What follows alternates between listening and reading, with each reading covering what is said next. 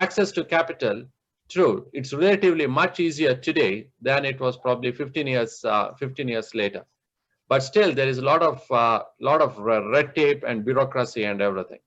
So just to give my story, for example, I did a project for a big Indian public sector, which was a huge company, and my invoice was basically about 60,000 rupees for that company, whose turnover is almost like 40,000 crores. So to get that 60,000 rupees, I had to wait 6 months, right? So imagine, as an entrepreneur, you are always constrained with cash flow. So 60,000 in today's cost of living in India or anywhere in the world is nothing. You can't do anything with that, right? You can't even hire 3 people for 60,000 in a month. So the cost of living is very high.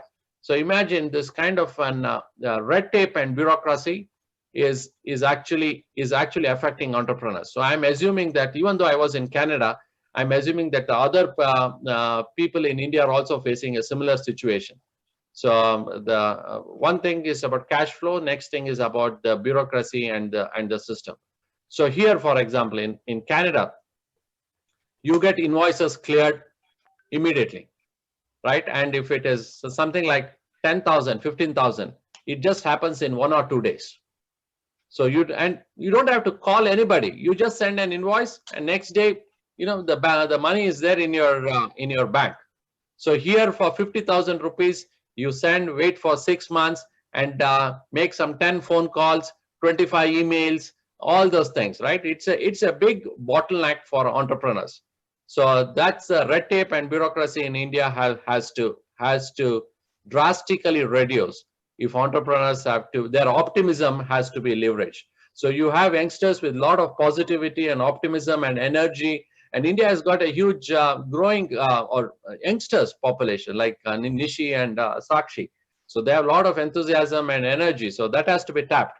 But if there is red tape and bureaucracy, that's going to hamper them. That's one thing. Then the second thing is, if you look at the entrepreneurship mindset, in Canada, for example, the two biggest expenses people have in their lifetime, which is basically healthcare and kids' education.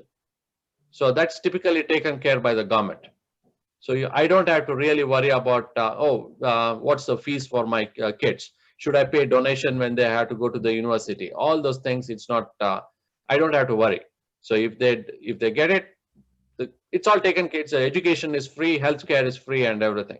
So that means as an entrepreneur in Canada, your back is basically covered. So you just have to worry about your company, your clients, and making sure that your employees are happy. So that's another thing which the governments can do in India as well. Take